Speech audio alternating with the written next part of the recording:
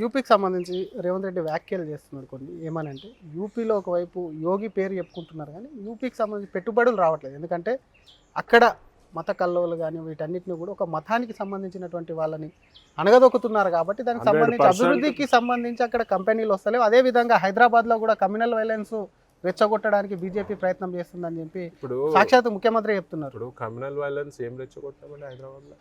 ఒక పాయింట్ చెప్పండి, రెచ్చగొట్టిన పాయింట్ చెప్పండి. వాళ్ళు మాట్లాడతారు ఓవైసీ సోదరులే కమ్యూనల్ చేసేటోళ్ళు. మేము ఎప్పుడు బీజేపీ ఒక కమ్యూనల్ గురించి మాట్లాడాలని అనుకోనే ఊరుకోరు. అందరినీ ఈక్వల్గా చూసే పార్టీ బీజేపీ పార్టీ. వీళ్ళు మా పైన ఎంతసేపు మతతత్వ పార్టీ అని చెప్తారు. మతతత్వ పార్టీ అనే అర్హత వాళ్ళకి లేదు. వాళ్ళ మతతత్వ పార్టీ కాదు.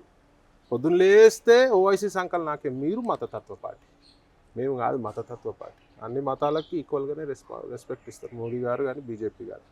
ఇవాళ యూపీ సంగతి అంటే డెఫినెట్గా డెవలప్మెంట్ ఉంది యూపీలో, డెఫినెట్గా మంచి జరుగుతుంది. ఇవాళ యూపీలో మెజార్టీ ముస్లిమ్స్ కూడా యోగి గారు కావాలనుకుంటారు.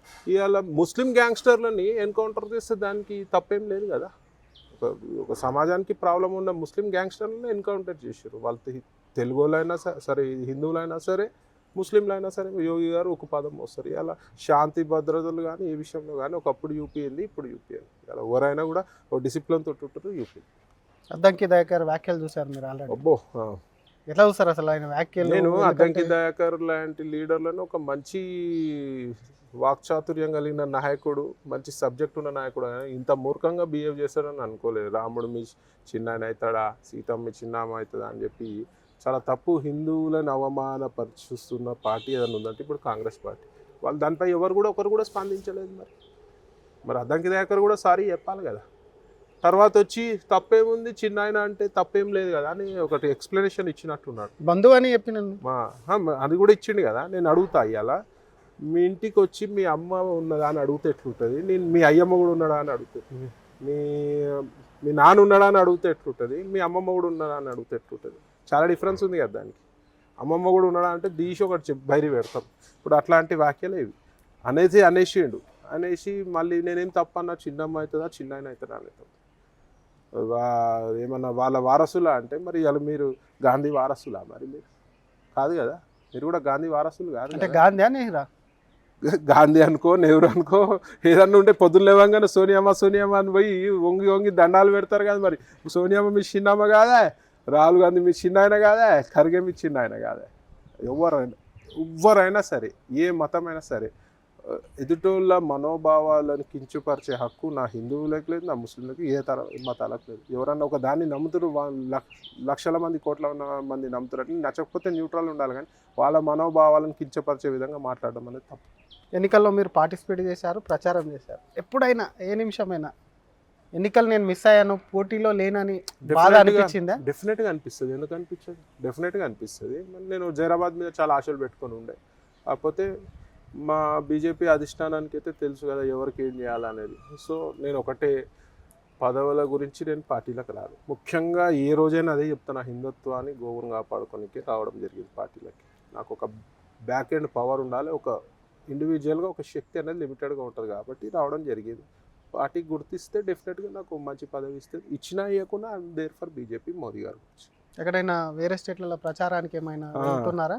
లేదు, పిలిచారు నన్ను ఆంధ్రప్రదేశ్కి, కానీ సమయాభావం వల్ల నేను వెళ్ళలేకపోయాను. వాళ్ళు మా కూటమి ఉంది కదా, సో టైం వల్ల వెళ్ళలేకపోయాను. అనంతపూర్ అటు సైడ్ పిలిచి, గుంటూరు అనంతపూర్ అటు సైడ్ పిలవడం జరిగింది.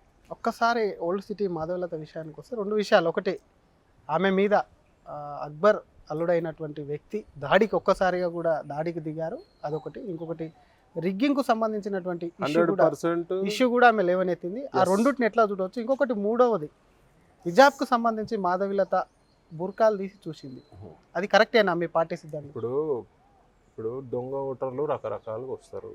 ఎంఐఎం పనే దొంగ ఓట్లు పంపించడము, దొంగ ఓటర్లు నమోదు చేయడము. ఆడ ఐడీలేమో 50 ఏళ్ళు ఉంటుంది, ఓటుకి వచ్చేటోళ్ళు 19 ఏళ్ళు 20 ఏళ్ళు ఉంటాం.